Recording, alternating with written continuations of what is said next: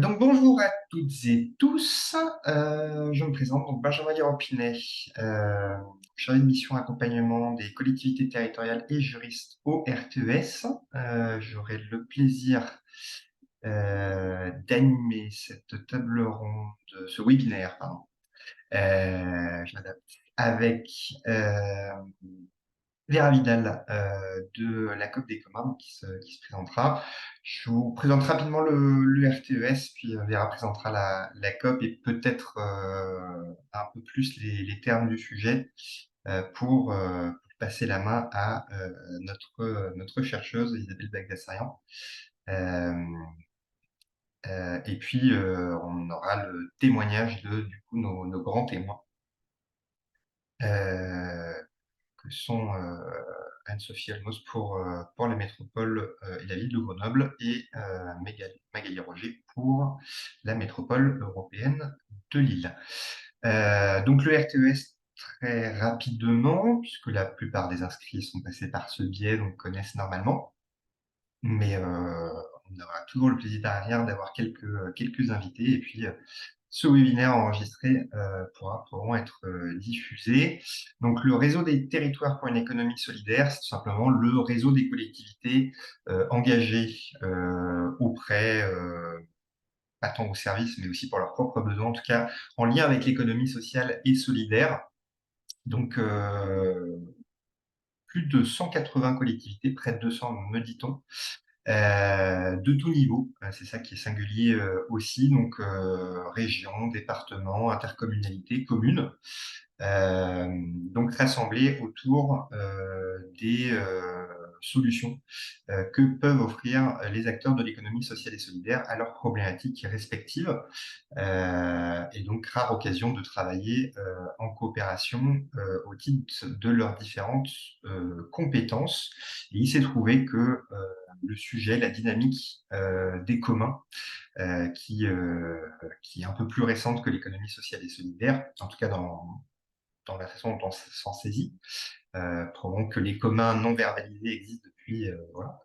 Je déplore pas le sujet, résonne à de nombreux égards avec les travaux du RTES, puisque ça fait souvent écho à des finalités et des principes qui animent l'économie sociale et solidaire et la relation qu'on peut avoir avec les collectivités territoriales. Donc c'est un sujet qu'on a choisi d'adresser, pas tout seul, puisque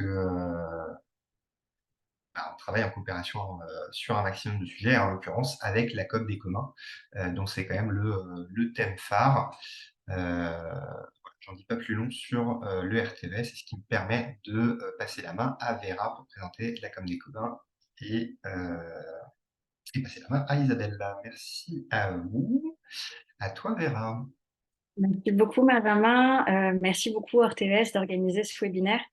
On est très content de pouvoir être avec vous aujourd'hui. Donc, Vera Vidal, je suis chargée d'intermédiation praticien-chercheur à la COP des communs. La COP des communs, comme son nom ne l'indique pas, comme nous le dit souvent notre présidente Nicole Alix, qui est parmi nous aujourd'hui, est une association de personnes physiques, praticiens et chercheurs qui réfléchissent et travaillent ensemble au lien entre communs et ESS. L'idée à sa création en 2016 était de trouver des manières de tant pouvoir renouveler les structures de l'ESS par les communs que de voir quels outils de l'ESS permettraient de structurer, consolider les communs. Donc, si on est réunis aujourd'hui, c'est parce que c'est le fruit d'un travail qui a été mené donc, en 2021 et 2022 avec le soutien de l'Institut pour la recherche de la Caisse des dépôts autour donc d'une étude sur les relations entre communs et collectivités locales qui engageait de nombreux acteurs, praticiens et chercheurs, dont Isabelle qui va nous expliquer justement en quoi a consisté ce travail. Et l'intuition, c'était que la transition écologique et solidaire met les acteurs publics et les individus face à une série d'arbitrages difficiles à opérer entre des objectifs qui apparaissent tous légitimes, qui peut trancher, qui doit trancher. Et donc, face à ce problème complexe et urgent, certaines collectivités sont à la recherche d'un modèle de société, d'une vision renouvelée de comment faire société et d'une gouvernance opérationnelle. Et parmi les solutions qui impliquent des formes d'action collective et de participation, une approche possible est celle justement de l'approche par les communs, plutôt que les communs eux-mêmes. Qu'est-ce qu'on entend par approche par les communs? Qu'on va avoir une communauté qui s'anime autour d'enjeux partagés, on va avoir une volonté commune de promouvoir cette capacité d'auto-organisation, qu'on va avoir une production de règles d'usage et une gestion collective de ces ressources partagées, qui est un projet politique qui est au centre de cette démarche, qu'on a une dynamique en constante évolution, il s'agit tant d'une action que d'un apprentissage à l'issue incertaine, et qu'on a donc une opportunité de s'organiser avec les collectivités territoriales en vue de la transition. Et je vais laisser Isabelle vous expliquer plus en détail le travail qui a été mené. Merci Vera, merci à tous, merci en effet RTES qui s'intéresse au moins depuis 2016 à ma connaissance au commun et on voit aussi les effets et le bénéfice qu'on peut en tirer sur le terrain.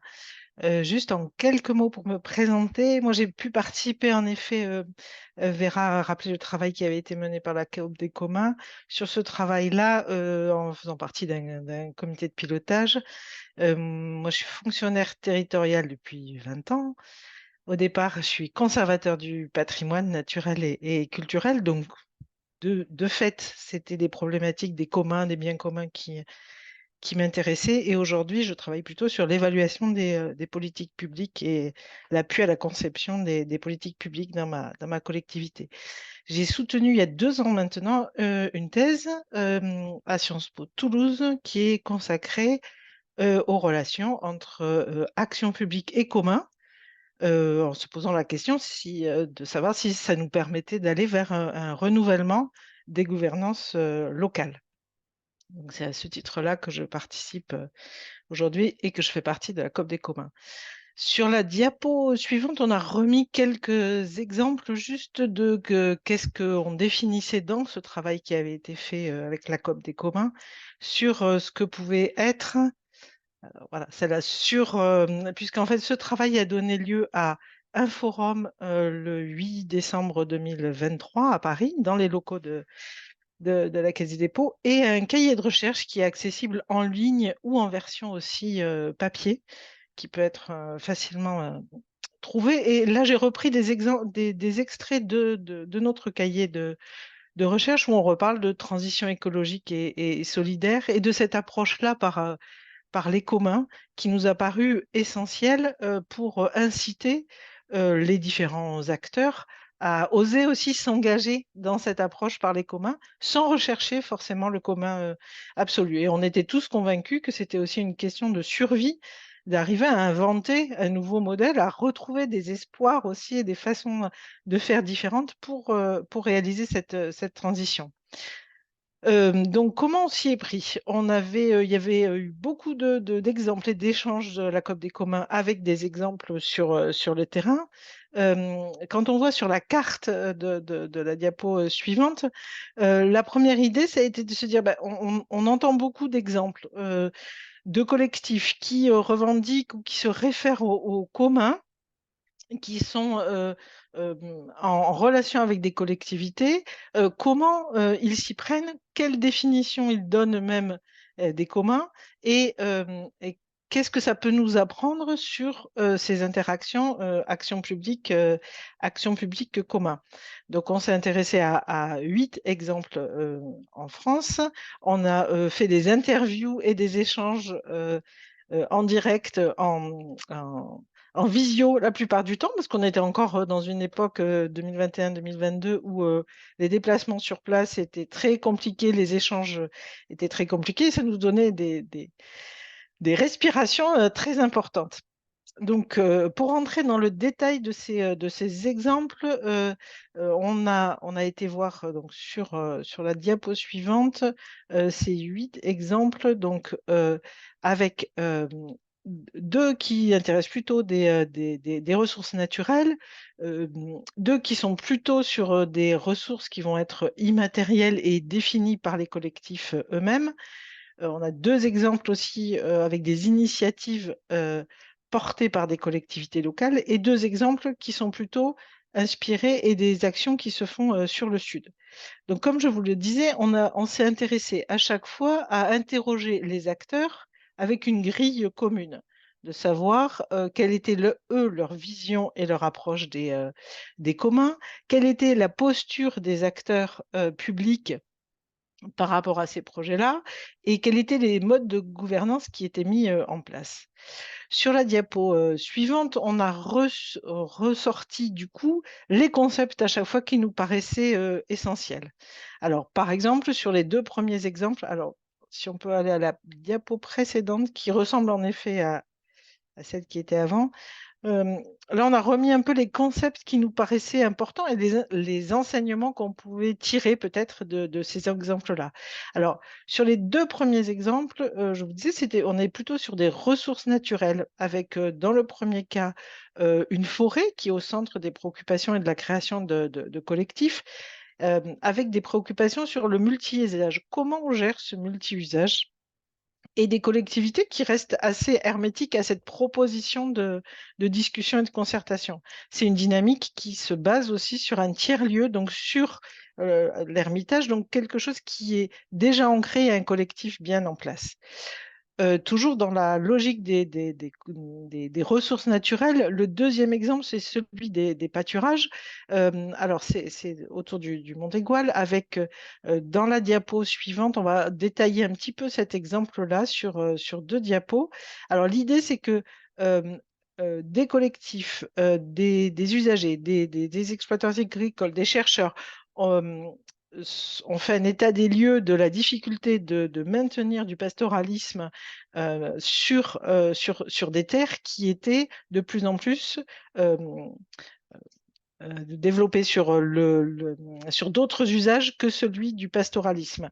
Et l'idée de mettre le pastoralisme comme priorité sur ces territoires pour permettre le maintien de la déambulation et des parcours des troupeaux s'est traduit alors par une initiative qui a été portée par la communauté de communes, qui a embauché aussi une chargée de mission, et un travail à la fois, on le voit avec ces plaquettes-là à droite, sur le territoire a besoin de vous, pour interpeller vraiment les gens du territoire et individuellement les citoyens, mais aussi interpeller les autres collectivités par la rédaction d'un pacte intercommunal. Sur la diapo suivante, on va quelques extraits de ce pacte. En fait, c'est une délibération qu'a pris la communauté de communes en affirmant le caractère pastoral de son territoire, en rédigeant des conventions et des éléments, à la fois des intentions et des conventions pour mettre en place une réelle gouvernance de ce territoire avec un objectif commun, le maintien du pastoralisme. Alors, on va retourner 3 diapos avant, celle avec voilà, celle-ci, merci. Euh, pour voir donc ces 2 exemples basés plutôt sur les ressources naturelles, mais toujours associés à des usages, avec dans un cas des collectivités territoriales absentes, dans le deuxième, collectivité territoriale qui est plutôt moteur. 2 autres exemples que je rapprocherai également, celui du skatepark à Lezou, où là, c'est euh, une volonté devant une problématique d'occupation de l'espace public, d'avoir un tiers qui vient avec une proposition de création de co-construction d'une occupation de ce lieu par un skatepark. Et la dimension du commun vient de la conception même du projet, mais aussi du fait que l'ensemble des plans et des documentations seront en open source et partageables à tous. Donc, en fait, le commun se décline à plusieurs niveaux dans ce projet-là. L'autre projet, c'est celui de tiers, où là, c'est l'emploi qui est mis au cœur de la réflexion et défini comme une ressource commune pour mettre en place un territoire zéro chômeur de longue durée, avec une implication forte de la ville et des autres partenaires publics et privés aussi, puisqu'on va s'intéresser au marché de l'emploi, aux entreprises, on va intégrer d'autres acteurs et essayer aussi de transformer leur vision des choses. Deux petits mots sur les Suds aussi et les exemples qui ont été pris sur des pépinières urbaines avec l'AFD. Donc là, hyper important aussi de voir comment les politiques de développement qui avancent se basaient sur des modèles où on cherchait à structurer un État fort ou à mettre en place des entreprises fortes pour garantir la conservation des ressources naturelles, permettent aussi comment les communs permettent de revoir tout le concept de développement et de réfléchir à d'autres méthodologies de mise en place de gouvernance avec l'existant déjà avant de développer des nouvelles structures. Et l'autre exemple, c'est celui qui a été mis en place et développé par le GRET, qui utilise beaucoup les communs comme mode de développement. Deux autres exemples qu'on a travaillé, c'est sur des villes et ou des métropoles très présentes qui font des communs, des projets de territoire dans un vrai projet politique. Mais comme c'est Grenoble et la MEL et que ce sont nos témoins de tout à l'heure, je ne vais pas l'aborder plus que ça. L'étude de ces exemples nous a permis, alors là aussi on va sauter de trois diapos pour aller à la diapo 8, celle qui nous a permis de voir quelles étaient les caractéristiques, donc dans la diapo suivante, les caractérisations et l'utilité, merci, de l'approche par les communs. On a regardé vraiment quel était le rôle et les places des personnes dans l'approche par les communs.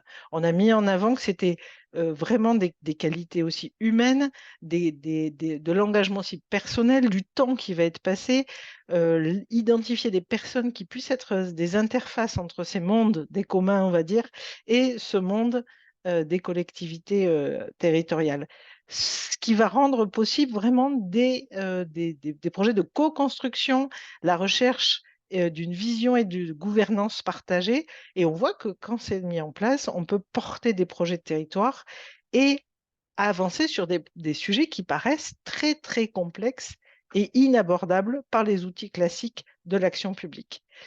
Le deuxième enseignement que l'on a vu sur la diapo suivante, c'est de voir un peu comment, en fait, les différentes postures des collectivités et ces différentes postures qui peuvent s'expliquer aussi par la difficulté à mobiliser des moyens et des outils juridiques, financiers ou de gestion. On a vu des collectivités qui ignoraient complètement juridiquement les communs, comme sur le cas de l'Ermitage. Des collectivités, par ailleurs, qui peuvent soutenir extérieurement les communs, donc qui vont mettre à disposition des dispositifs existants, les développer, et on le verra tout à l'heure. Et on a aussi des collectivités qui vont rentrer dans le commun, en faire partie, comme sur les territoires zéro chômeur, ou dans d'autres exemples de monnaie locale qu'on n'a pas étudié ici, mais où la posture de la collectivité peut être celle-là. Dans tous les cas, ça va nous interroger, ça interroge les collectivités territoriales d'aller vers les communs, parce que on part d'une logique de projet qui est l'habitude et qui est la façon de réfléchir, on s'oppose à des choses de communing, de volonté collective d'agir. On va aller vers des appels plutôt à commun plutôt que des appels à projet. Donc, réfléchir à comment on met en concurrence ou pas les acteurs quand on met en place des appels à projet. Et puis, ça va inciter les collectivités à réfléchir quelles sont leurs mesures d'impact, quelles sont les externalités positives ou négatives de ce qu'elles mettent en place et les modes de comptabilité différents. Ça interroge globalement sur la perméabilité entre l'intérêt général et le collectif.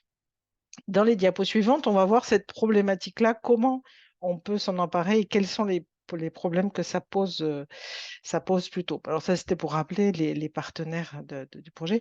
Donc en fait, ça pose... Non, c'est bon, comme diapo, c'est super, merci. En quoi l'approche par les communs interroge les collectivités et peuvent les mettre en difficulté. D'abord, c'est être face à un commun, c'est être face à la question de la légitimité. La légitimité des communs, elle ne vient pas d'un processus démocratique, d'une élection et d'une définition d'une compétence territoriale ou de compétences données. Donc ça peut interroger les collectivités et même leur faire peur. Pourquoi un collectif s'empare tout d'un coup d'une problématique qui, normalement, devrait être traitée et résolue par par une action publique. La deuxième chose, c'est quel est ces limites d'un commun. Quelles sont ces limites? Est-ce qu'elles sont administratives ou pas? Non, pas forcément. Et qu'est-ce que c'est que ce mode de gouvernance et de décision qui se fait suivant des règles qui sont définies par le collectif elle-même et qui ne s'appuient pas forcément sur des textes de loi, etc. Et puis, qu'est-ce que c'est que ces collectifs qui définissent elles-mêmes ce que c'est que des ressources ou l'intérêt général, etc. Donc, toutes ces raisons-là font que dans la diapo suivante, euh, cette interaction entre action publique et commun on peut la symboliser sous forme de ce gouvernail un peu, où d'un côté, on aurait ce qui est plutôt le domaine de l'action publique avec une action hiérarchisée avec une collectivité territoriale et les acteurs publics qui sont au centre des décisions, et de l'autre côté, des modes de gouvernance où différents types d'acteurs, c'est plutôt les postures d'acteurs qui vont nous intéresser que leur, euh, que leur légitimité elle-même, avec un système de sanctions qui va être différent aussi, qui va être proportionné, avec une surveillance réciproque par rapport à des sanctions définies par un cadre légal, et puis des centres de décision différents aussi.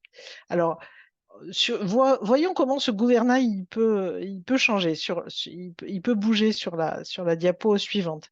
Imaginons, pour certaines actions, les collectivités vont demander à avoir comme partenaire une association, une structure juridique. Donc, dans la diapo suivante, imaginons que une collectivité demande à un collectif la création d'une association pour pouvoir bénéficier d'un partenariat. On va voir à ce moment-là, dans la diapo suivante, que ça va obliger le collectif à rentrer dans un cadre qui va être avec des décisions plutôt centralisées. Des statuts de convention reconnaissent en priorité un bureau, un président, et rentrer dans un cadre légal. Ça veut dire qu'en demandant cela, la collectivité va en fait éloigner le commun de son mode de fonctionnement d'origine. Autre exemple sur la diapo suivante, quand un travail peut être fait, alors on va continuer aussi sur la diapo encore suivante, euh, de la même façon, quand une collectivité va interagir avec le commun, on va pouvoir être amené à favoriser le regroupement. Alors, c'est la diapo 16, à favoriser le regroupement et à inciter à plus de regroupement et à cette croyance plus dans le commun. Et à ce moment-là, favoriser les prises de décision partagées et le regroupement. Et on va voir comment sur la roue, donc là, c'était symboliser cette volonté et cette prise de décision partagée et le regroupement. Et on va voir sur la diapo suivante comment, en fait, si on favorise ces deux éléments-là, on va faire tourner la roue vers la droite plutôt, donc sur la diapo 19. Et à ce moment-là, la collectivité peut aussi favoriser le regroupement et les prises de décision partagées pour faire tourner la roue de la gouvernance dans l'autre sens. Alors voilà, ça c'était pour symboliser un peu ces problématiques de gouvernance et inciter les collectivités territoriales à réfléchir comment, par leur action, elles peuvent être un partenaire des communs, elles peuvent euh, euh, ralentir ou stimuler les communs et voir qu'il y a des outils aussi, quels sont les outils qui peuvent être mobilisés pour cela. Alors, juste en conclusion sur la diapo suivante, c'est inciter donc les collectivités à penser et à voir comment elles interagissent ou pas par rapport à ce monde de l'autogouvernance et des communs, et quelle posture elles veulent adopter, et leur faire prendre conscience qu'elles ont des leviers pour faire tourner cette roue-là. Et c'est ce qu'on va voir, je pense, avec les deux exemples de Grenoble et de Lamel, où les implications ont été différentes avec des collectivités qui ont pris des décisions fortes et qui ont trouvé des outils pour favoriser les communs. Voilà. Merci à tous. Merci Isabelle. On va passer la parole à Anne-Sophie Olmos pour nous présenter le cas grenoblois. Je crois que Anne-Sophie avait un diapo à nous partager. Alors finalement, j'en ai pas. Non, d'accord, bah, c'est très bien.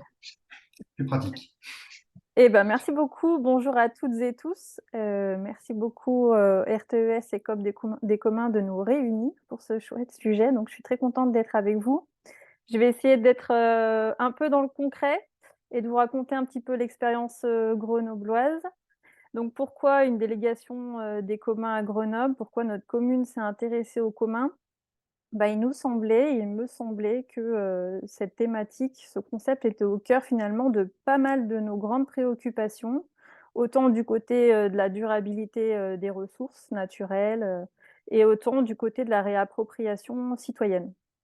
Ça venait vraiment en complément à la démocratie participative plutôt classique.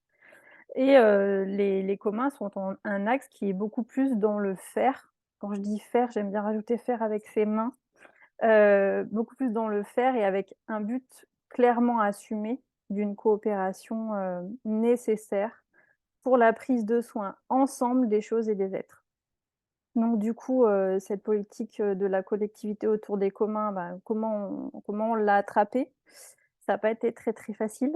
Je ne vous le cache pas. Donc moi, personnellement, je m'intéressais au concept depuis 2015. Je suis élue depuis 2014 à la ville de Grenoble. J'étais en charge du contrôle de gestion, très sérieux. Et puis, du coup, à l'époque, en 2016, il y avait, vous vous en souvenez, le mouvement social des Nuits debout, qui traitait aussi de la question des biens communs. Et ben, on s'est rencontrés, moi en tant qu'élue et eux au sein du mouvement social sur ces questions. Et on a décidé de créer une assemblée des communs. Donc, c'est un concept qui vient du belge Michel Bouwens. Je ne sais pas si vous le connaissez, mais bon, en tout cas, il a posé ce concept d'assemblée des communs, de pouvoir se retrouver en assemblée, et de parler et d'échanger, de protéger un petit peu tous ces communs, de les faire évoluer. Donc, on a décidé de mettre en place une assemblée des communs avec cette spécificité qui jusqu'ici n'était pas existante, d'avoir un pied dans le mouvement social et dans la société civile et un pied au sein de l'institution. Pour aller valoriser les initiatives de communs dans la ville de Grenoble et ses alentours. On a travaillé 1 an et demi tous ensemble sur notre raison d'être, sur la cartographie des communs sur notre territoire. Et puis l'initiative s'est un petit peu essoufflée. Alors elle est toujours existante. Je dis qu'elle s'est essoufflée après le travail de carto parce que on s'en rend compte quand on est sur le concept des communs. On perd beaucoup de temps à définir ce que c'est que les communs, pourquoi on veut en faire, et cetera. On passe beaucoup de temps sur toutes ces notions et en fait, on se rend compte petit à petit que pour faire des communs, en fait, il faut être dans le faire plutôt que dans la discussion et c'est beaucoup plus simple.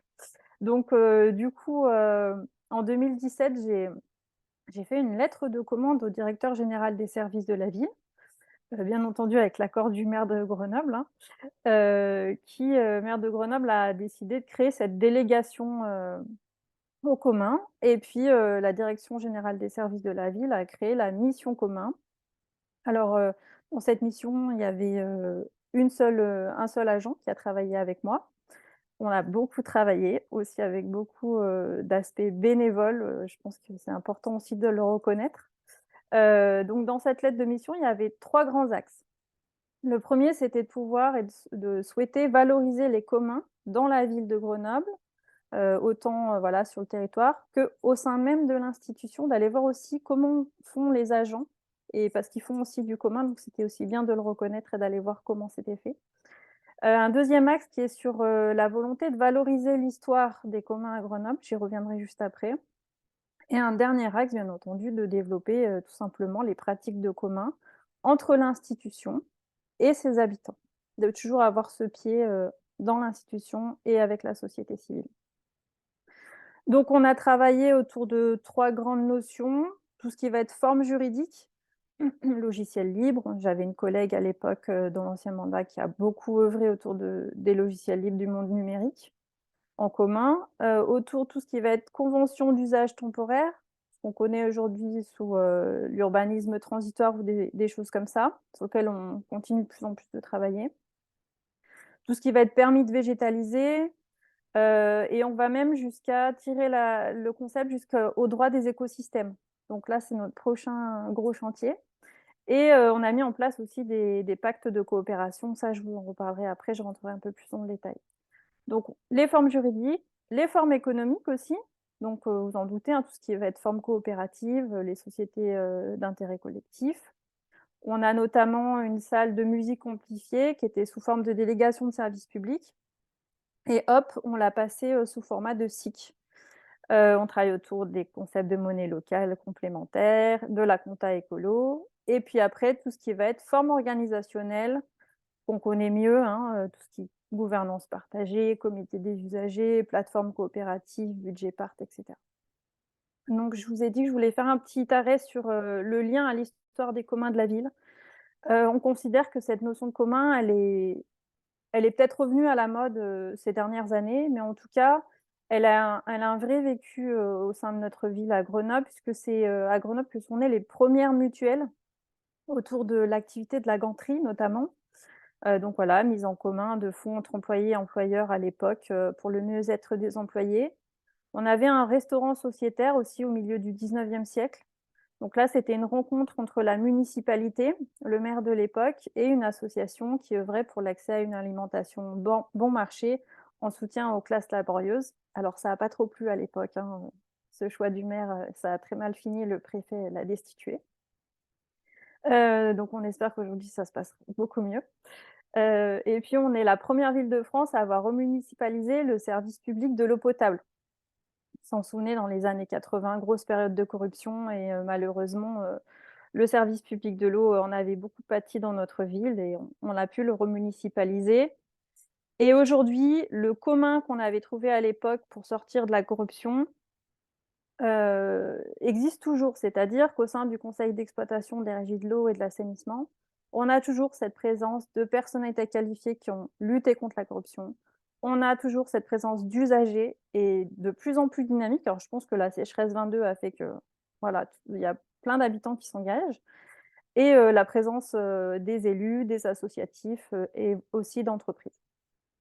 On a d'autres exemples, de satellites, comme on dit, ces entreprises, publiques locales à Grenoble qui gèrent, les besoins de première nécessité des habitants qui correspondent aux premiers postes de dépenses des ménages, gaz, électricité, chauffage urbain, eau, j'en ai parlé, aussi le logement social et là, à chaque fois, on essaie de tirer la gestion vers une gestion, le plus possible en commun avec des comités d'usagers où vraiment les habitants peuvent prendre part à la gestion des ressources, dans un but d'intérêt général.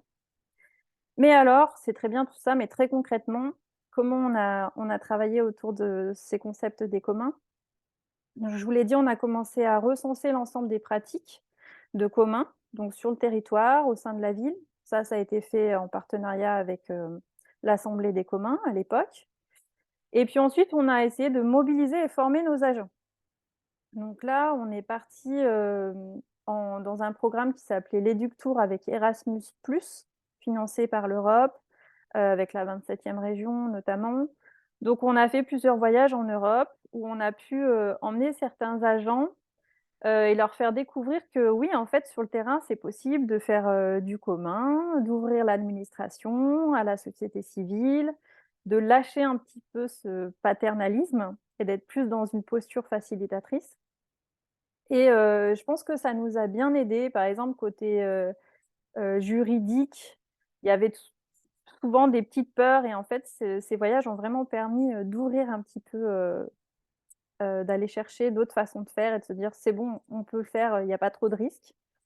Ensuite, on a cherché à pouvoir collaborer à tout type de diffusion. Donc dès qu'on a une possibilité de parler des communs, comment faire, on est présent.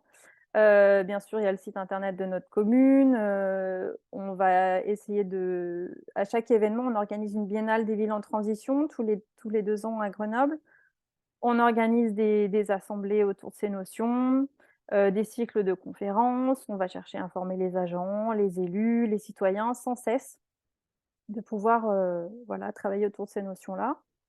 On contribue aux démarches de mise en réseau, c'est super important, quand on est sur des concepts un petit peu émergents, pas faciles à attraper. C'est bien, voilà, qu'on se réunisse, par exemple, comme aujourd'hui, qu'on n'oublie pas, ce travail de réseau, notamment aussi avec la COP des communs, voilà. C'est aussi important d'être en réseau pour pouvoir faire du lobbying et aller pousser un petit peu plus l'État à faire bouger les choses au niveau de ces concepts de commun, qui sont quand même assez verrouillés depuis notre cher Napoléon.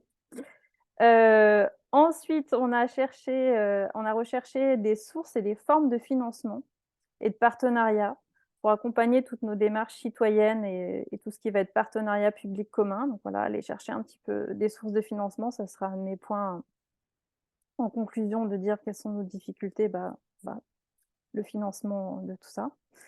Et dernier élément très concret, on a délibéré, ça fait presque 2 ans maintenant, une charte de la démocratie coopérative à Grenoble. C'est une délibération pour une administration coopérative où on va encourager le partenariat public commun. Donc on a cette délibération qui pose des grands principes.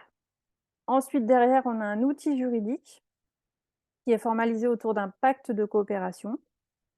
On a pris exemple sur la charte de Bologne en Italie. Et ensuite, un dernier élément qui s'appuie, donc cette délibération s'appuie aussi sur un certificat d'action citoyenne. Je vais rentrer un peu plus dans le détail. Donc, le principe de la délibération, forcément, c'est la coopération. C'est d'ouvrir de plus en plus, la gouvernance de nos biens communs aux parties prenantes, d'aller vers une gestion en commun, d'ouvrir aux contributions des citoyens et de pouvoir accompagner le pouvoir d'agir. Donc, on va essayer de rendre nos dispositifs le plus transparent possible, le plus accessible possible, de s'adapter aussi aux citoyens, aux demandes des citoyens pour développer les capacités d'agir. On va aller valoriser l'expertise citoyenne, c'est ce que je vous disais avec le certificat d'action citoyenne. En gros, quand un habitant participe avec nous à prendre soin d'un commun, on va rédiger un certificat d'action citoyenne. Par exemple, si c'est un jeune qui cherche du travail, qui n'a pas d'expérience professionnelle, on va avoir un papier officiel de la ville qui dit voilà, ce jeune s'est engagé pour la prise de soin des communs avec sa ville. Ensuite, il y a des grands principes autour de l'innovation juridique. Quels outils juridiques vont pouvoir nous permettre de faire des communs? Ça peut vous paraître bête, mais en fait, pendant longtemps, on ne savait pas, nous, institutions, administration, travailler avec une personne physique, un habitant physique. Il fallait à chaque fois lui dire « montez-vous en association ». S'il n'y a pas une personne morale en face, on ne sait pas faire. Et là, on est allé chercher l'outil de collaborateur occasionnel du service public pour travailler, pour échanger simplement avec un habitant, sans lui demander de se former en association. Voilà, après on est sur des grands principes d'administration coopérative, aussi au sein même de notre administration, comment on fait pour être plus dans l'horizontalité, la coopération interservices, comment on fait en commun. On va reconnaître tout ce qui est contribution, on va reconnaître qu'en effet, la contribution des habitants, elle enrichit, elle complète l'action de la collectivité, et on va être dans le respect des communs qui vont émerger sur notre territoire. On va les reconnaître cette émergence des initiatives à la croisée des politiques municipales. Donc le pacte de coopération, c'est la forme, la convention, c'est très formalisé, de collaborateurs occasionnels bénévoles du service public. C'est l'acte administratif par lequel les parties prenantes s'engagent formellement à prendre soin, de façon partagée, d'une ou de plusieurs ressources. On va, avec ce document, sécuriser la relation entre l'administration et les personnes bénévoles. Et on va préciser quels sont les objectifs, la durée, les responsabilités, les modalités pratiques sur lesquelles chacun s'engage. Et le certificat d'action citoyenne, je vous l'ai dit tout à l'heure, c'est vraiment le document qui va permettre de reconnaître l'initiative des habitants.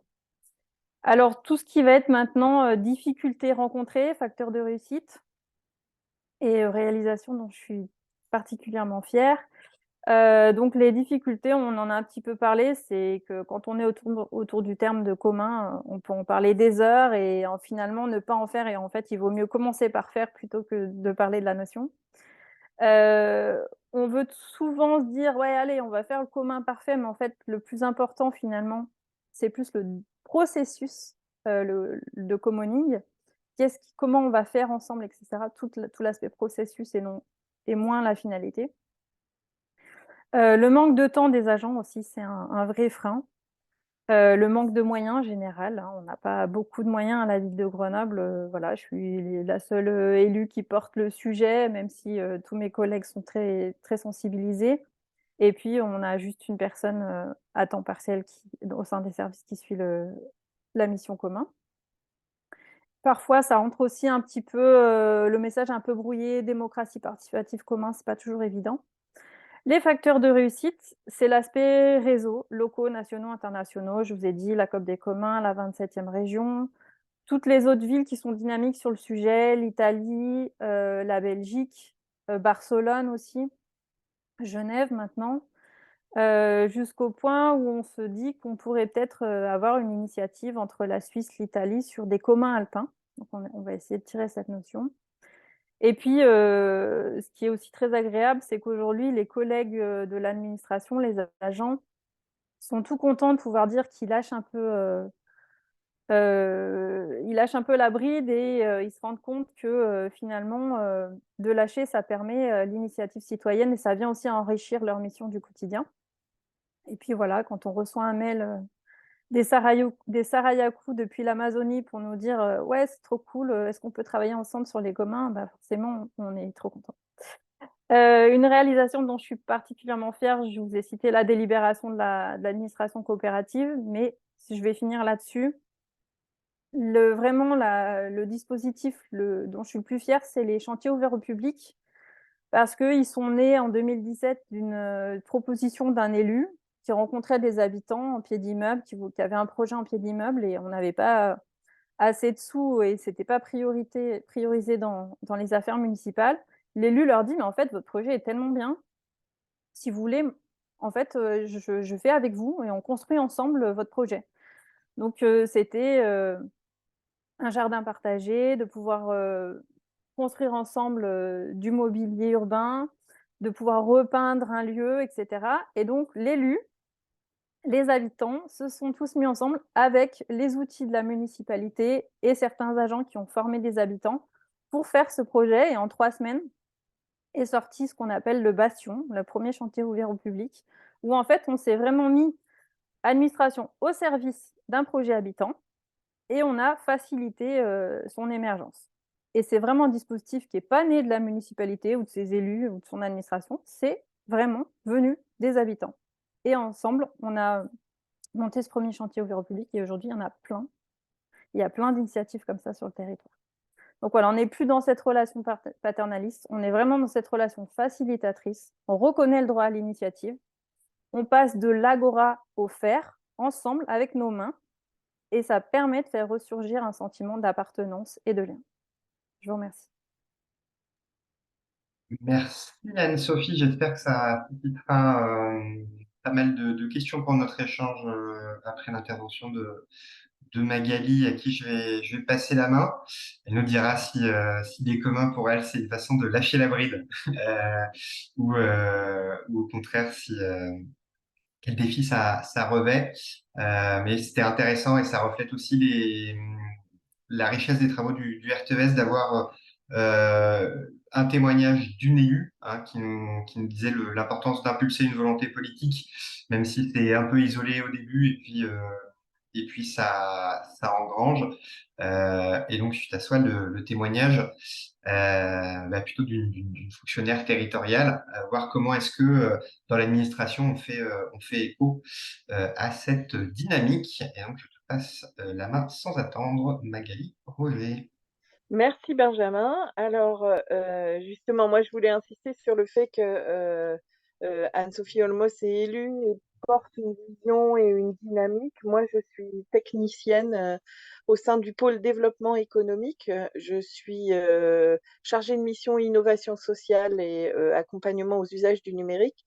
Et je suis tombée dans les communs par les tiers-lieux. En fait, puisque je suis en charge des tiers-lieux depuis 2019 et notamment d'un appel à projet tiers-lieux et à chaque fois me revenait le mot mais qu'est-ce qu'on fait? Quel commun? Et qu'est-ce qu'on fait ensemble? La première fois que j'ai posé la question à des gens très avertis sur les communs, j'ai dit: «Et si on faisait une fiche descriptive de ce qu'est un commun?» On m'a dit: «Mais en fait, c'est plus facile d'expliquer un commun en disant ce que ça n'est pas». Donc je rejoins pleinement, Anne-Sophie. C'est compliqué de parler commun et la meilleure manière d'avancer dans le cheminement, c'est de faire. Et de faire avec ses mains. Alors moi, mon sujet, c'est le numérique, donc c'est faire avec ses mains, mais avec un ordinateur. Mais bien sûr, il n'y a pas que des communs, liés au numérique. En tout cas, dans le mode de gouvernance, le numérique peut aussi être aidant et c'est comme ça un petit peu que je légitimise, finalement mon positionnement sur les communs. Alors je vais pas vous parler de tout ce que peut faire la MEL, et tout ce qu'a fait la MEL, et son territoire, les acteurs de son territoire, sur les communs parce que, ben, comme je viens de l'expliquer, je suis un peu novice, en fait, sur le sujet et surtout j'ai pas une vision panoramique. Ce que je sais, c'est que les choses ont été initiées, chez nous parce qu'on avait un écosystème riche sur notre territoire et donc le premier travail, je pense à mener sur un territoire, c'est d'identifier finalement les interlocuteurs qui existent, à la fois sur le territoire, à la fois en termes d'écosystème et à la fois, en interne, dans les administrations. Ça me paraît, essentiel et prioritaire. Nous, on avait des acteurs, on avait un terreau et hem, il y a une élue qui a dit: «Ben, on va financer finalement un acteur, qui réunit, qui s'appelle Anis, et le collectif Catalyst, qui travaille sur les communs, et à l'époque, on pouvait accorder des subventions sans demander réellement, quel était l'impact, les objectifs. On finançait, moins, les projets qu'on est obligé de le faire aujourd'hui et donc l'ANIS a pu déflorer, défricher, étudier un petit peu et travailler avec l'écosystème et mener même, des événements, tous les ans ou tous les 2 ans, je pense, qui s'appelaient les Roomix, qui permettaient aussi d'acculturer un petit peu, le sujet des communs, ce que c'était et ce que ça voulait dire. Mais l'ANIS, c'était le prisme numérique aussi, mais pas que. Et puis, on a candidaté, enfin la métropole a candidaté, capitale mondiale, du design, et a été retenue en 2020 et le travail en amont, a été, de voir comment nous aussi en interne, on pouvait faire du design et je trouve que l'approche design, de faire avec les usagers, de se poser la question des besoins avant d'essayer de gouverner d'imposer finalement une dynamique, ça nous a permis tout ça et du coup, on a travaillé avec la 27e région, dans le cadre d'une démarche, transfo pour acculturer une trentaine d'agents déjà, au design et du coup, il y a eu une étape sur les communs, ce que c'est et comment on peut essayer de développer des communs. Donc en fait, ce que j'essaye de vous dire à travers ça, c'est que c'est plutôt, on essaye de trouver des interstices, on essaye de trouver des personnes, on essaye d'identifier, de cartographier finalement quelles alliances on pourrait mener, pour réussir à créer des choses ensemble, à faire des choses ensemble.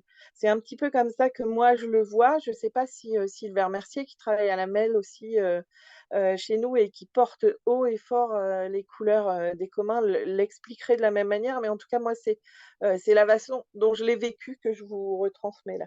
Alors, dans les moyens, ces interstices, je vous ai parlé de l'ANIS et donc on a longtemps, subventionné en fait cette association, qui portait aussi juridiquement le collectif, Catalyst et qui nous permettait de financer un collectif, sans structure juridique finalement par le biais d'une association, où ils ont développé, des savoir-faire, des outils, des choses, qu'ils partagent, et expérimenté. Et malheureusement aujourd'hui, ben, on a du mal avec les nouvelles, obligations internes de financer des projets, d'évaluer, de s'assurer que ça ait un réel impact. Aujourd'hui, on n'arrive plus à les financer. Pour autant, moi je suis passée sur un autre mode, notamment avec la compagnie des tiers-lieux qui est notre réseau régional, des tiers-lieux. on s'est dit, ben, dans la part de subvention, on va vous financer pour animer le réseau, pour organiser des événements, mais aussi pour acculturer finalement l'écosystème des tiers-lieux à ce que c'est qu'un commun et à contribuer au commun et à ce que, par exemple, vous arriviez à maintenir 1, 2, 3 communs annuellement à animer la gouvernance pour être sûr que ça tienne et à identifier finalement ce qui existe déjà, ce dont les lieux ont besoin et comment on devrait pouvoir les faire évoluer pour répondre encore mieux aux besoins. Ce qu'on a fait aussi, c'est qu'avec un acteur, la conciergerie solidaire 59, on s'est dit, on entend beaucoup de tiers-lieux qui nous disent, on aimerait bien monter un comptoir de service, c'est-à-dire une conciergerie intégrée, mais on ne sait pas comment faire, ça nous prend du temps. On avait bien cette intention, mais on n'y arrive pas.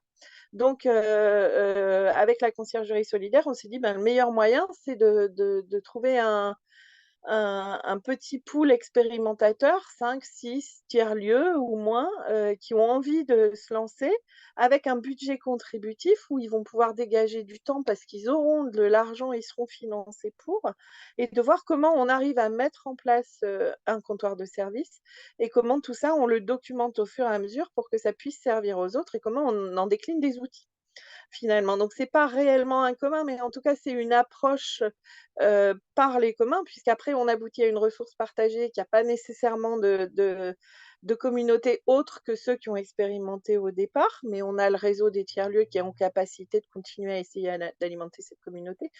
Et on n'a pas plus de gouvernance que ça, à part de dire qu'on a créé des ressources, on a documenté la démarche et elle est à votre disposition sur un wiki Movilab, qui est le wiki des tiers-lieux. Donc ça, c'était une manière de faire. Et puis, on a essayé avec des marchés aussi, où on s'est dit, on va solliciter un prestataire pour travailler sur l'opportunité et la faisabilité d'une filière de dons, de recyclage des équipements numériques. Mais ce qu'on veut, c'est que les livrables, ils soient mis à disposition, ils soient libérés. Et surtout, ça soit animé derrière. Et là, on voit que ben, on arrive à créer des groupes de travail, on arrive à rassembler. Et pour autant, des gens qui ne sont pas aguerris au commun, ils utilisent la ressource, ils la prennent pour eux, mais ils n'arrivent pas à la faire évoluer et à la valoriser. Donc, on a quand même un travail derrière d'animation, d'ingénierie à mettre en place. Une autre façon dont on teste, en fait, c'est qu'on a un appel à projet tiers-lieu, alors là, qui se clôt. Et on disait aux tiers-lieux, ben, pour être financé, vous devez respecter les critères de l'appel à projet, les critères de ce que c'est qu'un tiers-lieu. Vous devez avoir présenté votre projet à vos pairs et donc aussi montrer en quoi son tiers-lieu est différent et peut-être réaliser que son projet n'est pas tant différent de ce qui s'est passé ailleurs et donc se nourrir déjà de ce que les autres peuvent apporter. Et enfin, contribuer à un commun. Ça veut dire soit documenter votre démarche, soit ben, vous servir d'un outil qui existe déjà, y contribuer financièrement ou y contribuer en mécénat de compétences pour l'améliorer. Bon, ça ne marche pas parfaitement dans un dossier de subvention, on a du mal à contraindre finalement, mais en tout cas, tout cela contribue à vulgariser un petit peu ce que nous, on entend par commun, à comment on a envie finalement que les citoyens, les écosystèmes, les acteurs du territoire s'en emparent. Et pour suivre tout ça, on a des dispositifs liés à la politique de la ville, donc un appel à projet jusqu'ici qui était annuel. On lançait une lettre de cadrage, on avait des porteurs de projets qui déposaient des candidatures.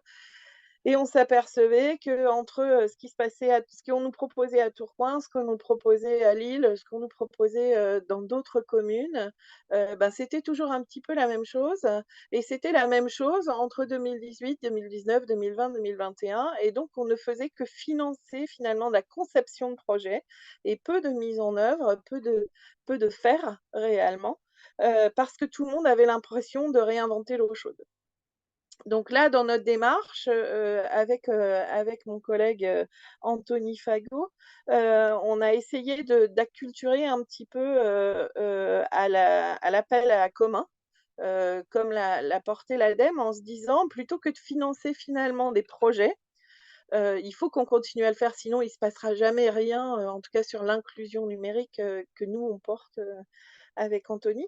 Mais ce qu'il faudrait aussi, c'est qu'on arrive à financer l'ingénierie, l'animation, de cette communauté, de cette gouvernance, et plutôt que de dire on va financer tel projet dans telle commune, tel territoire et ne faire que de l'expérimentation, comment on arrive avant tout à les rassembler, à définir qu'ils ont des besoins communs, peut-être pas tous, mais à ce qu'on arrive à concevoir les choses ensemble.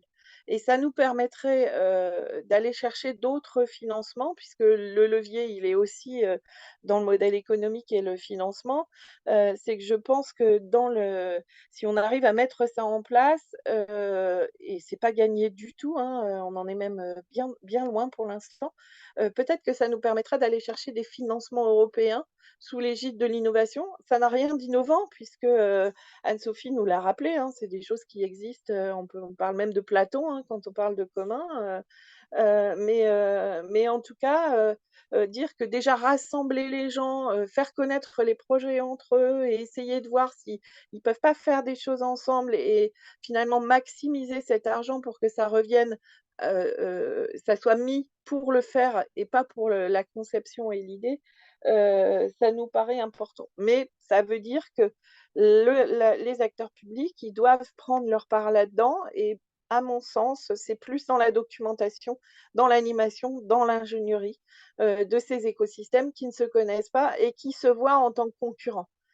Et donc, ce qu'il faudrait, c'est vraiment montrer à un moment que les communs n'empêchent pas le développement de valeurs, n'empêchent pas d'avoir son propre secteur, son propre prisme, mais en tout cas qu'on avance plus vite, qu'on avance mieux, qu'on avance ensemble, et en plus que c'est bénéfique en faveur de la transition, des transitions plutôt que de la transition.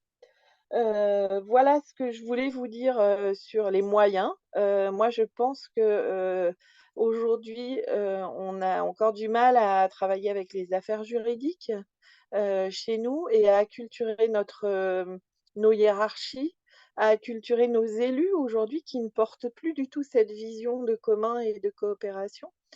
Donc c'est pour ça qu'on s'est dit, ben, et si on passait par l'événementiel, et si on le faisait dire par d'autres? Parce que nous, on s'essouffle peut-être un petit peu en interne. On est convaincus, mais à force de le dire, on nous écoute plus. Et donc c'est pour ça qu'on organise un événement, au mois de novembre, le 7 novembre à Lille, sur les communs. Alors c'est, le prétexte du numérique toujours. L'objectif, c'est peut-être pas de ne parler que de numérique, mais ça reste un prétexte, et surtout d'organiser une masterclass pour les élus et pour les agents qui auraient envie d'en savoir un petit peu plus et de savoir ce que ça recouvre derrière et de savoir comment ils peuvent mettre rapidement en œuvre. Donc tout ce que vous avez cité aujourd'hui, la délibération, les pactes, les conventions, tout ça, ça pourrait nous servir aussi à nourrir les gens qui pourraient participer et même d'autres. Donc des événements, on a eu la chance de participer aussi au programme de l'APES, plateforme coopérative, qui s'est déroulé en Hauts-de-France, et avec les personnes qui ont été sensibilisées, les acteurs publics qui ont été sensibilisés dans le cadre de ce programme, on s'est dit, et avec la PES bien sûr, il faudrait qu'on fasse un manifeste. Je parle que de la PES, mais il y a plusieurs partenaires, hein, et notamment le RTES. Il faudrait qu'on fasse un manifeste et qu'on exprime clairement pourquoi nous, acteurs publics, on devrait choisir des plateformes coopératives plutôt que de laisser faire les grosses plateformes capitalistiques qui finalement détruisent l'emploi local, durable, non délocalisable. Donc voilà, ça peut être aussi à travers de partis pris en fait affichés. Et donc c'est vers ça aussi qu'on essaye d'aller. Pour convaincre, même si je reste convaincue que le faire sera la meilleure manière, mais en tout cas, il ne faut pas non plus, oublier, cette manière de faire comprendre avant tout, et de valoriser. Et puis, même en interne chez nous, on s'est dit, puisque nous, on est au sein du développement économique et qu'on nous dit, la coopération, c'est mignon, mais quel développement économique ça génère? C'est quoi les impacts? On fait des petites fiches en fait, qu'on affiche dans les couloirs. Comme ça, on se dit que s'il y a quelqu'un qui passe devant, peut-être qu'il y a un mot qui va attirer son attention et il se questionnera. Donc voilà, c'est pour les acteurs économiques, c'est quoi l'intérêt des communs? Et puis essayer de donner des petits on ne sait pas si ça a de l'impact, mais on essaye et on verra bien. Voilà, tout ça pour vous dire, je ne vais pas être, plus longue, que, il y a des interstices, il y a des acteurs, il y a des modalités. Il faut qu'on essaye, en fait, par tous les moyens. En tout cas, nous, c'est comme ça, en tant que techniciens, qu'on a pris les choses et on ne désespère pas, qu'un jour, il y ait un portage comme, dans la ville de Grenoble, un vrai portage politique, que ça en soit une vraie politique publique parce que ça nous paraît être la meilleure des solutions, en tout cas. Eh bien, merci Magali. Effectivement, le plaidoyer ou manifeste qui est en cours de finalisation issu du parcours plateforme coopérative, animé notamment par la PES, mais auquel contribue tant la COP des Comas que le RTS, sera aussi largement diffusé. Je prends les devants parce que j'imagine que la question sera posée. Je ne vois pas encore de main levée. On a un temps de 20 bonnes minutes d'échange avant une conclusion qui n'en sera pas. Puisque, comme disait Magali, il reste encore à évangéliser. Mais du coup, le temps que les mains se lèvent, peut-être je vais faire rebondir notre chercheuse Isabelle sur les témoignages de nos collectivités, avec effectivement cette diversité de regards élus, techniciennes qui, je pense, est quand même opportun à appréhender parce que c'est une réalité de travail. On voit que les enjeux ne sont pas tout à fait les mêmes, les énergies à déployer, les partenaires à mobiliser. Donc voilà, je meuble un peu le temps que vous leviez vos mains et je laisse intervenir Isabelle. Merci. Oui, c'est vrai que je suis impressionnée. Peut-être qu'on peut focaliser un peu sur ce temps passé et sur la nécessité de cet investissement, on disait personnel aussi. C'est du temps euh, et- qui est nécessaire de la part des élus, des techniciens, des citoyens pour, au nom de cet idéal commun quand même. Ce communing, c'est aussi une vision et un idéal commun qu'on dit instituant, c'est-à-dire cette croyance que si, en effet, on cherche collectivement des solutions, qu'on y passe du temps, on va avoir à un moment, des choses vont se passer. Alors, j'ose pas dire résultat, parce que c'est vrai qu'on peut être focalisé et magalisé. Ça peut être difficile aujourd'hui de justifier une aide à une structure si on n'a pas d'indicateurs très précis euh, de résultats et si on n'est pas capable, a priori, de définir des résultats. Alors que c'est vrai que dans les communs, c'est de l'investissement du temps, de l'énergie dans quelque chose d'une vision, un idéal commun qui ne rentre pas dans le cadre strict de l'action publique. Voir aussi que ce travail sur le long terme, c'est à chaque fois au moins 10 ans d'investissement, de travail pour voir des choses concrètes. Et ça peut aussi épuiser du monde. Peut-être revenir sur les assemblées des communs, parce que c'est vrai que ça a été souvent présenté, mis en place comme le préalable à des politiques de territoire de communs et que c'est difficile de maintenir cette dynamique d'assemblée des communs. Et pourtant, il s'y passe plein de choses. Et puis se déculpabiliser sur le fait que non, on commence pas forcément par définir un commun. Ça, c'était important aussi dans les deux témoignages, je crois. Et on n'a pas besoin de savoir ce que c'est qu'un commun et d'avoir le concept et de connaître tous les concepts et de connaître l'historique des concepts pour en faire. Et heureusement. Donc, en fait, l'aspect conceptuel des communs, de recherche universitaire et tout, est très riche et c'est des domaines de recherche qui sont passionnants et qui vont à une vitesse incroyable.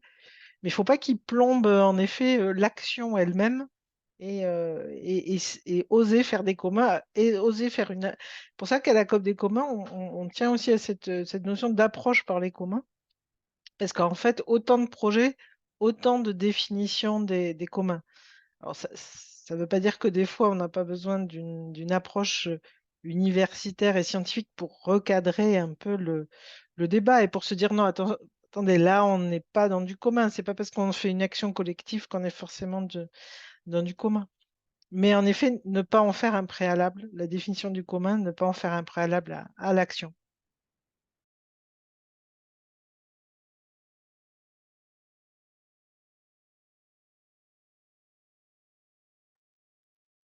On a un public timide ou qui est encore très en demande de vous écouter. Je les comprends parce que lorsqu'on préparait nos échanges, moi-même, j'ai dû me limiter, c'est très frustrant, et vous contraindre dans votre prise de parole puisque c'est très enrichissant. Mais on retient effectivement, parce que c'est ce qui interroge beaucoup dans les communs et ce qui complique parfois le fait de s'y mettre, c'est cette appréhension que pour y mettre le doigt, il faut être expert dans la chose parce que on risque de se confronter à des gens un peu plus experts encore et donc il faut avoir réponse à tout, connaître, savoir pouvoir définir un commun, etc. Et tu as rappelé que la doctrine est encore mouvante à ce sujet-là et que un grand enseignement de nos travaux, c'est peut-être de moins s'attacher à la définition ou à la conception et a fortiori en amont qu'à valoriser finalement des éléments de démarche. Et je vois donc deux mains qui se lèvent. Super. Je vais faire intervenir allez, Xavier Perrin pour avoir un peu de mixité. Et Nadège Madrol juste après. Bonjour, je suis Xavier Perrin, je travaille avec Anne-Sophie. Moi, je voulais évoquer deux sujets. Le premier, c'était un peu l'annonce, en fait, de la question de survie qu'a pointé, je crois, Isabelle, en fait.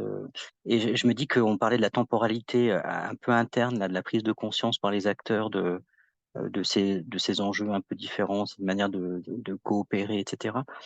Ce que je vois, c'est qu'effectivement, dans les réflexions actuelles sur cette relation qu'il y a entre le commun et les transitions et justement éventuellement des questions d'accélération parce que des enjeux de biens communs essentiels en fait sont en danger sur nos territoires. Je crois qu'il y a quelque chose en fait qu'il faut interroger là. C'est la capacité de nos organisations publiques à effectivement entendre la mobilisation à la fois d'assembler des communs mais aussi de collectifs à essayer de justement de secouer un peu les organisations publiques et je pense notamment aux problématiques alimentaires, de l'eau, etc. Et je pense que là, il y a un enjeu quand même, c'est de savoir comment on va réussir à se mettre à l'écoute en fait de ces commoners en fait qui aujourd'hui puisent à la fois dans les anciens communs. C'est ça qu'on a un peu appris nos collègues suisses et italiens, c'est comment aujourd'hui on redécouvre en fait que dans les relations ville-campagne ou la manière dont aujourd'hui les territoires plus ruraux finalement ont des politiques beaucoup plus prudentielles en fait sur la capacité à gérer les sols, des terres en fait pour effectivement se mettre à cultiver en cas de problème. Donc je pense qu'on a à redécouvrir ça, mais rapidement. Donc je pense qu'il y a une forme d'urgence effectivement à vite se mettre à l'échelle. Et puis l'autre question, c'est l'expertise que vous avez évoquée juste à l'instant, parce que je pense qu'effectivement elle bouleverse à la fois entre guillemets l'expertise à la fois des élus, des techniciens. On a pas mal d'enjeux quand même sur la confrontation de ces expertises. On a vu ça à Turin ou à Bologne, etc. On avait les mêmes échanges avec les techniciens. C'est que il y a une remise, enfin, je veux dire, une humilité en fait à trouver de la part des acteurs, que ce soit les élus ou les techniciens, dans leur capacité à reconnaître les expertises d'usage des habitants, des citoyens. Et ça, je pense que ça clairement, ça prend du temps. Voilà, merci beaucoup pour cette rencontre. Hein, Hop. plus on sait qu'on en sait peu. Nadège. Bonjour, Nadège Medrol de la ville du Port à La Réunion.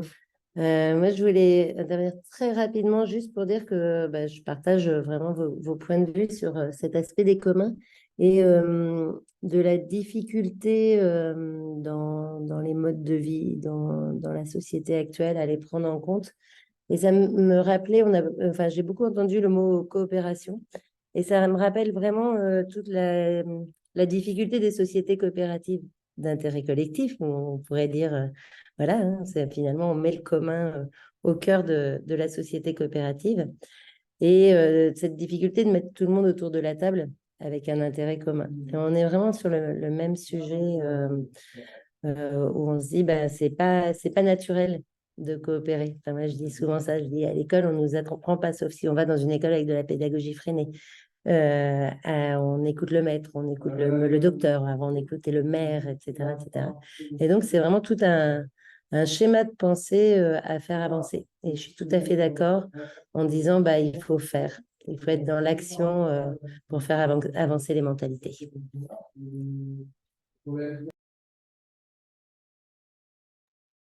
Nadège, est-ce qu'on a d'autres mains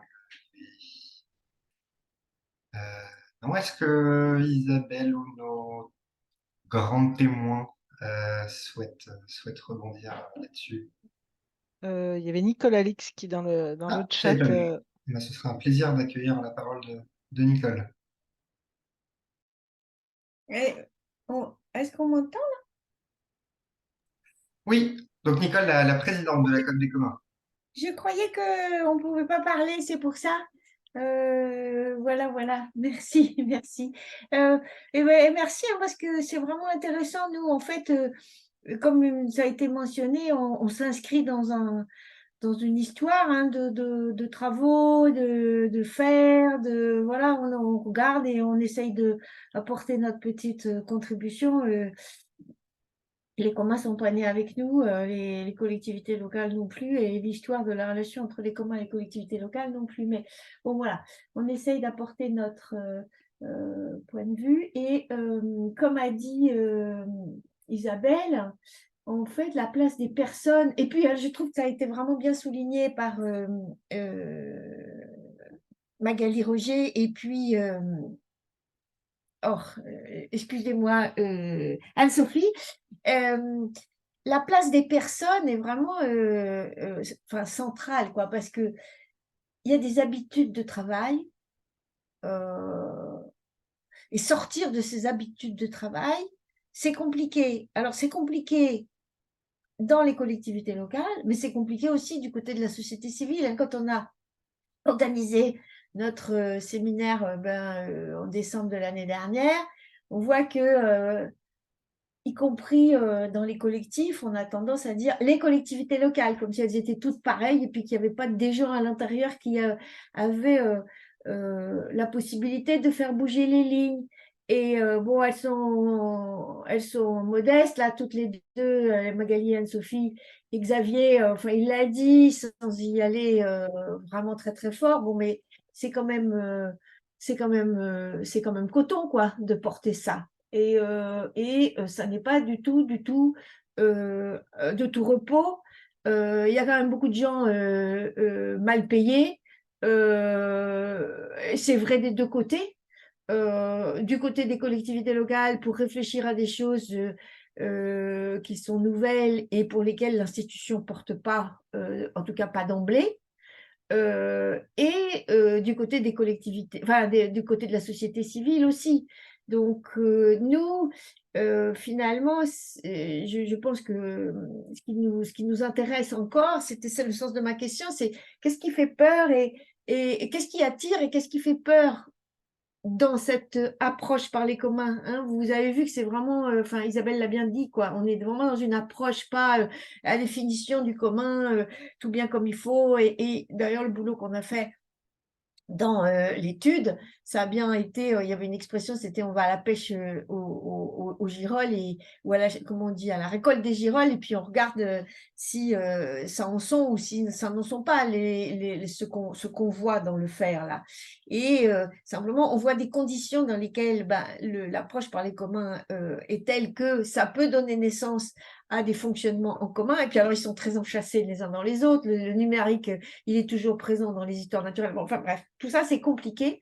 Et donc, je trouve que ce qui serait intéressant, c'est de voir en fait aussi quels sont les freins et les encouragements. Et bon, voilà, si les intervenants voulaient bien rebondir là-dessus et qu'on dégageait quelques idées, je trouve que c'est bien parce que pour terminer, juste ce soir, là, je vais à l'Assemblée nationale à la présentation, je ne parle pas, hein, mais c'est juste pour écouter, la présentation du rapport fait par le collectif Service Public. Et il y a aussi cette dame du Conseil d'État là qui vient expliquer leur travail sur le dernier kilomètre. Enfin, vous savez comment les politiques publiques peuvent toucher les usagers. Mais alors, bon, moi je trouve ça super qu'il y ait des gens qui disent ça. Mais d'un autre côté, vous vous dites, ok, mais finalement, est-ce que l'usager, vous voyez ce que je veux dire? Enfin, la personne, quoi, les citoyens, ça ne devrait pas être, au lieu d'être le dernier kilomètre, ça devrait être pas le premier kilomètre.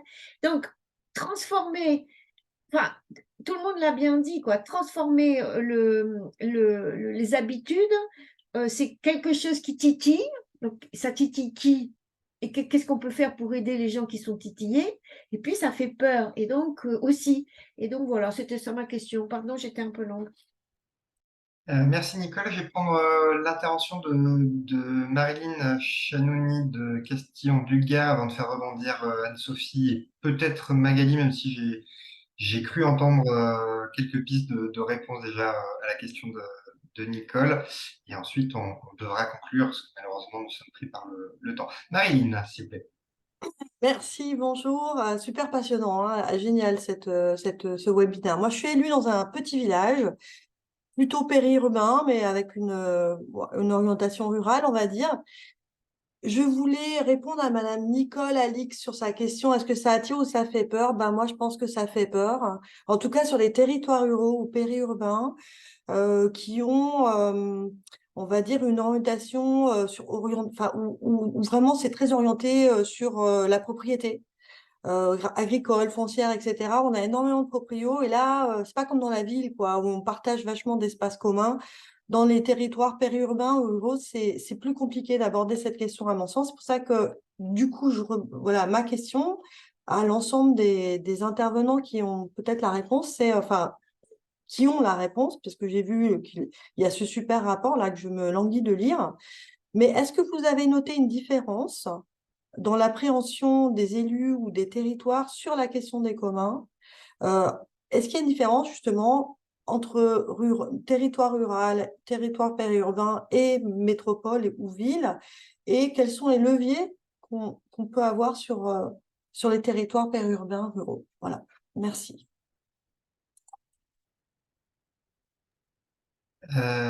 Merci. Est-ce que je suis quand même rebondir, Isabelle, sur cette question très rapidement, territoire ruraux, urbain, avant de laisser peut-être un mot de la fin à Anne-Sophie et Magali avant nos conclusions.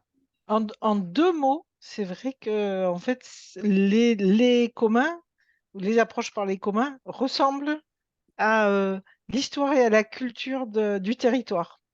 Donc en fait, je dirais que autant d'identités de territoire, autant de formes de communs. Et en effet, entre une culture et des habitudes urbaines, périurbaines, si le territoire se définit comme ça, et se ressent comme ça, et se vit comme ça, ou rural, eh ben, oui, on retrouvera dans les communs et dans les dynamiques ces identités-là de territoire. Ça veut dire que c'est peut-être, des fois, c'est un préalable, connaître son territoire, savoir comment il fonctionne, etc. Savoir quelle est sa définition, son identité, pour faciliter ce développement-là. Merci. Allez, Anne-Sophie. Merci beaucoup. Bah, je veux bien dire un petit mot sur ce qu'a évoqué Nicole ou d'autres intervenantes. Nous, notre maire, il nous disait tout le temps, la démocratie participative, c'est de l'entraînement. En fait, quand on est arrivé en 2014, on a mis le paquet sur la démopart. On avait plein d'habitants qui nous disaient, non mais attends, vous rigolez, vous avez été élus, c'est à vous de faire, hein, on ne va pas venir participer, faire vos trucs là, débrouillez-vous. Et du coup, notre maire, il dit toujours, non, mais la démocratie participative, c'est de l'entraînement. Et en fait, les communs, je suis persuadée que c'est la même chose. Il faut s'entraîner, il faut encourager les gens à participer. Souvent, je ne vous l'ai pas dit, mais les chantiers ouverts au public, en fait, on a beaucoup plus de femmes, beaucoup plus de jeunes. On arrive à toucher des gens qui ne sont pas touchés par la démocratie participative. C'est souvent plus de l'agora, il faut bien parler, il ne faut pas avoir peur de parler dans les gens, etc. Là, on est dans le faire, donc il n'y a pas ce problème. Beaucoup plus de femmes, beaucoup plus de jeunes. Autre chose, c'est que On dit toujours contre la privatisation, paf, on pense toujours au public, au service public. Oui, mais pas que. En fait, une fois que la plupart des habitants, ils auront l'habitude de participer, de faire ensemble par le commun, c'est ça vraiment qui va empêcher la privatisation et l'accaparement. Parce qu'en fait, le public, vous avez une équipe municipale qui arrive à un moment donné, qui a bien envie de partager, de faire participer, tout ça, c'est très bien. Elle va avoir des modes de gestion publique, c'est très bien. Sauf que, en fait, 6 ans après, 12 ans après, on ne sait pas quand, l'équipe s'en va et paf, une autre équipe peut arriver, peut tout changer. Si vous avez mis des habitants de partout dans des comités des usagers qui font la ville avec vous, ça va être un petit peu plus compliqué de changer les modes de gestion du tout au tout. Donc pour moi, c'est ça la vraie garantie contre l'accaparement et la privatisation, ce sont les communs. Dernier élément, moi, ça me passionne le sujet ruralité, périurbain et grandes villes, grandes métropoles. Je suis vice-présidente au cycle de l'eau à la métropole. Je peux vous dire que quand on atteint la limite d'une ressource et les limites planétaires comme sur l'eau, il n'y a plus vraiment de sujet. Là, en fait, tout le monde se rend compte qu'il va falloir partager la ressource.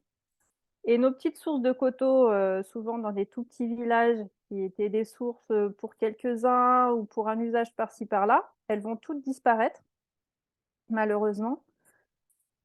En fait, je pense qu'il faut arriver à se saisir d'enjeux d'avenir comme ceux-là pour justement amener à la coopération plutôt qu'aller vers un accaparement, une privatisation vers quelques-uns que vers quelques usages. Mais il faut être là au bon moment, en fait. Il faut veiller à ces moments clés, charnières qui vont faire basculer. Donc voilà, pour moi, je pense aussi qu'il y a l'histoire du territoire qui fait beaucoup, hein. On peut lire Les métropoles barbares, je pense que ça parle bien aussi. L'histoire du territoire, il fait beaucoup, mais aussi il y a des moments charnières qu'il faut pouvoir attraper au bon moment. Merci Anne-Sophie. Magali, quelques mots avant qu'on conclue? Oui, moi je suis d'accord avec tout ce qui a été dit. Moi je voulais dire avant tout que c'était une aventure humaine. Et donc pour moi ce qui attire, hein, en tout cas moi ce qui m'a attirée et ce qui va continuer à m'attirer, c'est qu'on rencontre des gens qui ont de belles valeurs, qui ont les mêmes valeurs, qui ont envie de changer de posture on a coutume de dire avec mon collègue qu'on n'aime pas le mot usager parce que c'est un consommateur du territoire et du service public ou un consommateur tout court. On préfère le mot citoyen ou le mot consommateur. Quand, encore une fois, pour vous parler tiers-lieu, quand je fais une réunion publique dans les communes pour aider à l'émergence d'un tiers-lieu, on intitule ça réunion publique et les gens arrivent, ils s'installent, ils s'assoient et ils s'attendent à un exposé d'une heure, 1h30. Et puis, je les mets tout de suite, on organise la salle en table de petits groupes et je vais leur dire c'est une réunion publique, mais c'est vous qui bossez.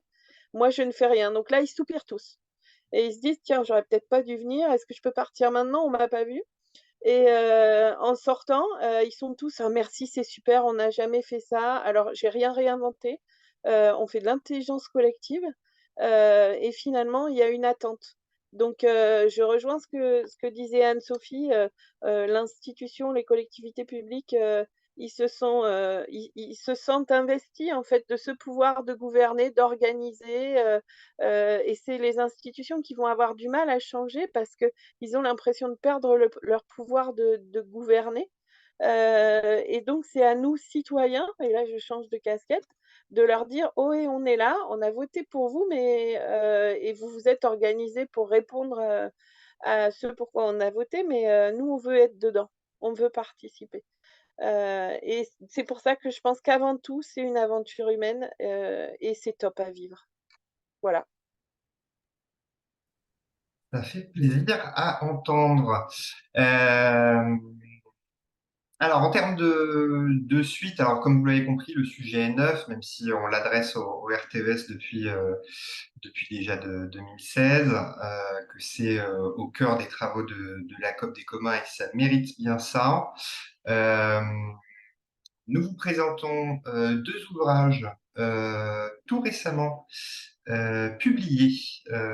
Donc, d'une part, sous la direction de Fanny Carré-Comte et Philippe Hainaut, Commun et économie solidaire.